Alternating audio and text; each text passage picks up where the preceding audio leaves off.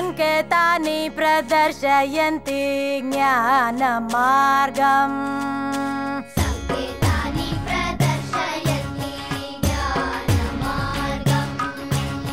ज्ञानमार्गेण जनिष्यन्ति सत्यप्रमाणम्। मी सांगितलं होतं ना, पूर्ण गावाला घेऊन येईन. नमस्कार. नमस्कार.